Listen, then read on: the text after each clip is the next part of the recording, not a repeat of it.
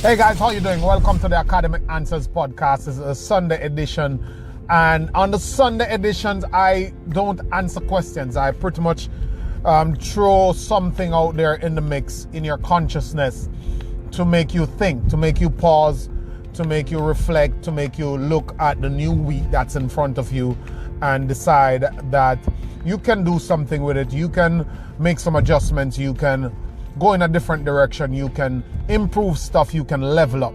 And we explore these topics to inspire, to not to shove something down your throat, not to give you more fluff than you already get out there every day from everywhere else, but to have a real conversation with you, to maybe catch you at the right moment, because a lot of times it is about catching us at the right moment. Listen, I'm not giving any new information, but as Martha Graham said, there's a light force, there's a quickening, there's an energy that translates through you, and because that expression is unique, and because you are unique, that expression is unique, and you resonate with people based on that. Something that's intangible, we can't see it. In other words, there is more than a voice why you have a favorite singer. There is more than a skill set or an image why you have a favorite actor. There is something, there's an energy that connects you to them. And by a logical analysis, you would like the best singer, or the person who you like would sound the best on record, or they would perform the best. But that's not true. We understand and realize that the people we connect with, somebody who you think is the best, is somebody else think no, they're not the best, because there's an intangible, invisible thing that connects us to people. Like you go to work somewhere, like you go in a certain social circle, and somebody resonates with you. You're like, I just like that person. Yeah, I just like them. They're cool, and you are now trying to catch up with the emotional connection that has already taken place. So you're trying to explain it with logic, but it's not always logical, or most of it is not logical. So I'm coming to you with information that has been here since the Bible, before Christ, if you may. And I'm just trying to put it with my own unique voice and my own unique way. And there will be my people, and there will be the people who are not my people, even though they will have their people. And even though we're all saying the same thing, they will not resonate with me. That is so okay. That is super fine. That is awesome. That's what makes the world the world. And nothing at all is wrong with that. I just have a duty to find my people and to bring the message. So if you're here, you're probably my people. If you're not, and you're here, what I'm telling you, if you only listen this once, I'm telling you to find your person or your people to connect with, that resonate with you, that you want to listen over and over, that you want to be around, that you want to learn from. Whether it is me or not, that doesn't matter. This is not about me. I am being fulfilled. I am working on my happiness just by delivering this message, because that is my truth. That is my truth. You have to find your truth and decide how you're going to feed that truth. That is what is up to you. That is your gig. So when I come to you, I come with same information. I just come with my unique voice, and my people will resonate with it, and my people will connect to it. That is the game. That is what we're doing. So today I want to talk about the most powerful life lesson. And that life lesson is, I've found out what life is really about, what all lives are anchored to. What is the meaning of it all? What is that one thing that everybody wants? You know, when we were growing up, we never had a lot of cars around. We never had a lot of stuff to inspire us. We were clutching on to the next pleasure point, what we like, what makes us exciting, what we look forward to, like playing with our friends, watching a season come in, like a fruit season that we love, because fruits used to come in at certain points in the time, different points in time. So oranges in December, avocado in August. Everybody have their favorite fruits, everybody have their favorite thing, and we were all just waiting on that season. And those were some of our pleasure moments. We were looking forward to Christmas, to get toys, to get stuff, and it was all about getting to the next thing that we want. And as we grow older, we still are conditioned to get to the next thing that we want.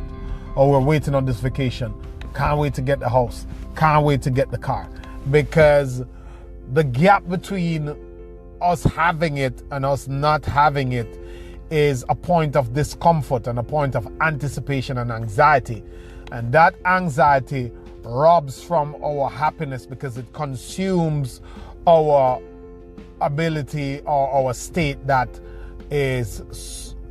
we desire to be at ease. We desire to be in a state of ease, comfort, and achievement.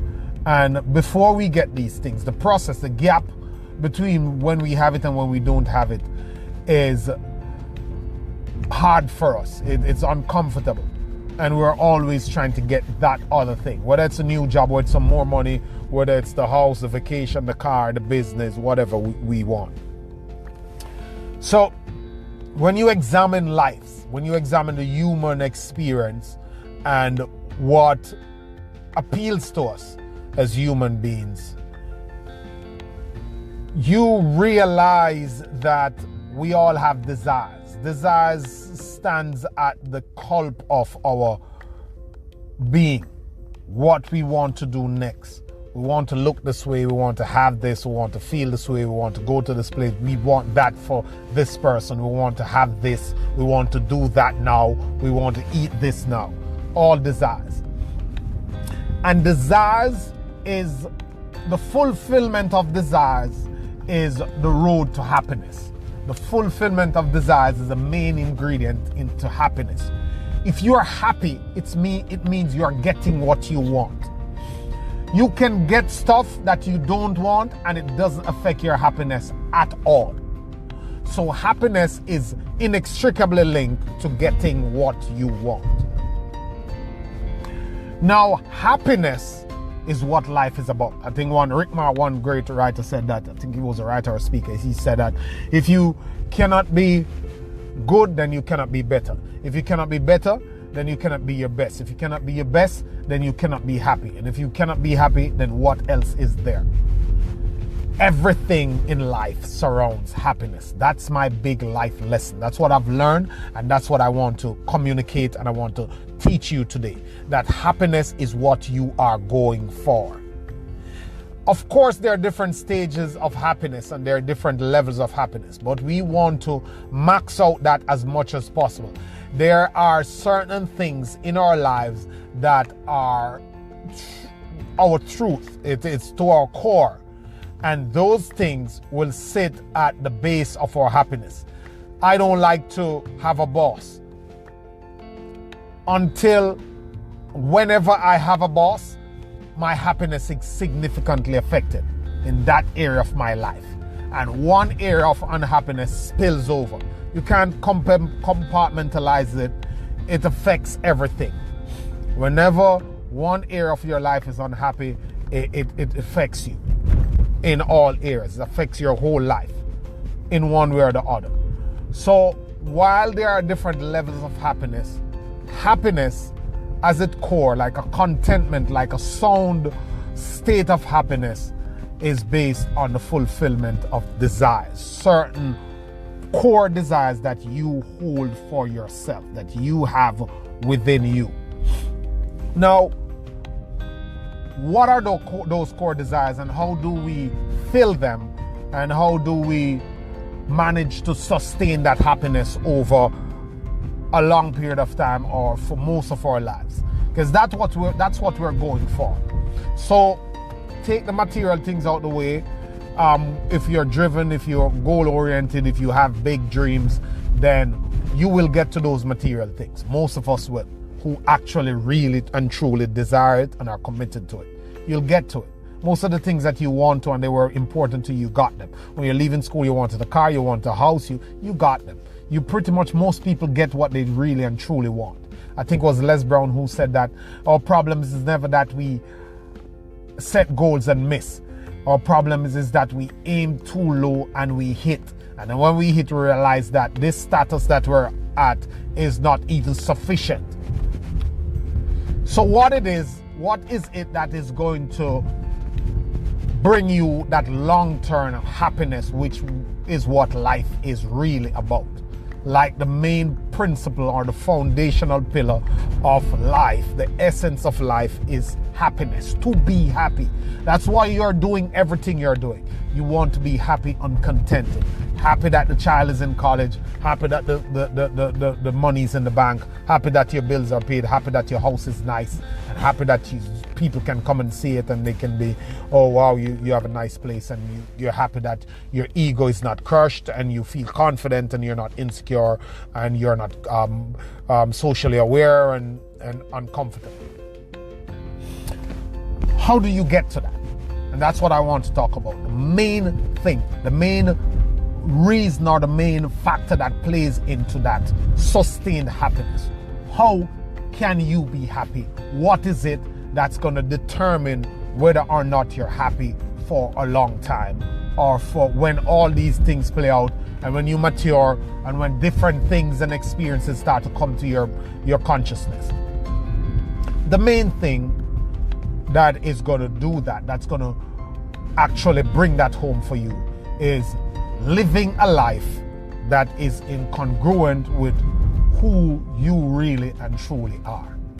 When you are given to the world, when your expressions, when your work, when your life is about what you like, what you love, your passion, what is uniquely you, the thing you like to do.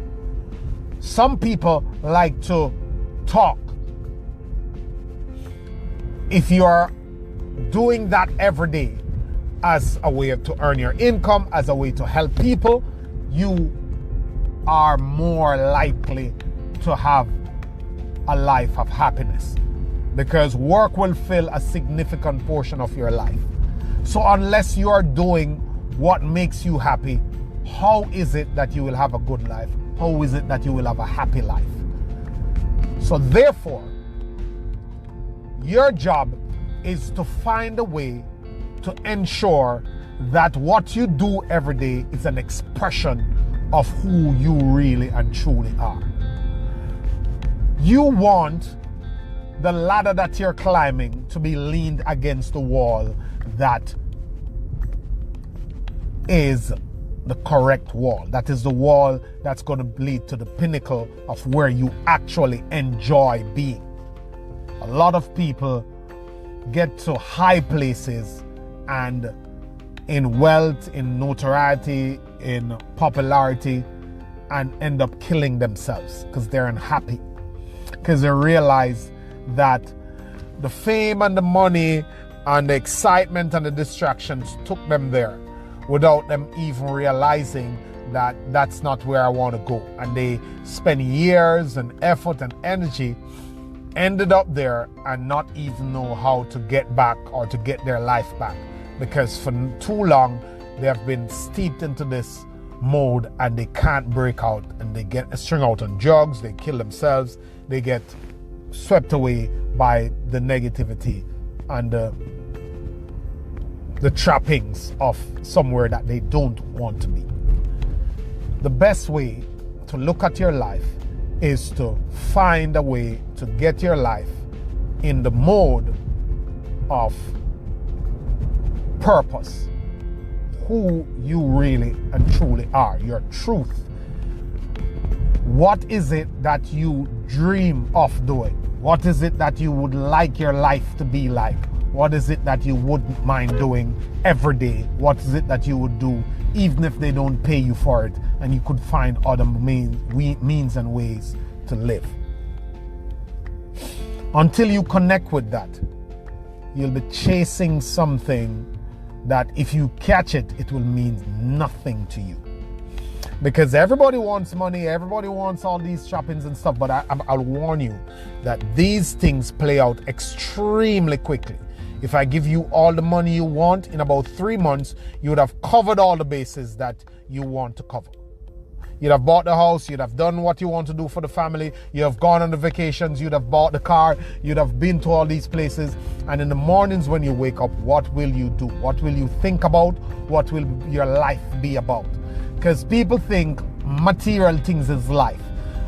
That is the exact reason why people who get too much material things without figuring out their life end up self-destructing, destroy themselves in the process. Because material things are events. Your life is not an event. Your life is an ongoing, perpetual thing.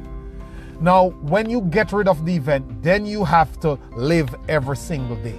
And that will be the challenge. So your greatest work is to find your purpose. Why are you here? Who are you? And how do I get to be myself every single day? If you don't get to do that, if you manage to eke out any form of happiness, it will be short-lived and it will be fleeting. Happiness will elude you always if you don't actually get a chance to find your purpose and to build your life around that purpose. And that is it. As I think it was Martin who said that, or it was Darwin who said that, the 2 most important days in your life is the day you were born and the day you find out why you were born. And that is it. That is what you must think about. And do not be afraid. Do not think you're inadequate. Do not think you're incapable of reinventing yourself to go along the lines of fulfilling your purpose and living in accordance with who you are. Because it is worth it. It is worth it 1,000,000 times, because nothing will feel good ever in your life if you're not in that position, or not in that place, or not in that mode, or not in that, within that capability to live that way. So get on out there and build yourself, build your life, and do what you're supposed to do what you're called to do. Have a good one. Always a pleasure, guys. Lewin Motivator Car. Reach out to me, tell me, give me your questions, give me your comments. Always a pleasure coming to you. Appreciate your listening. Thank you.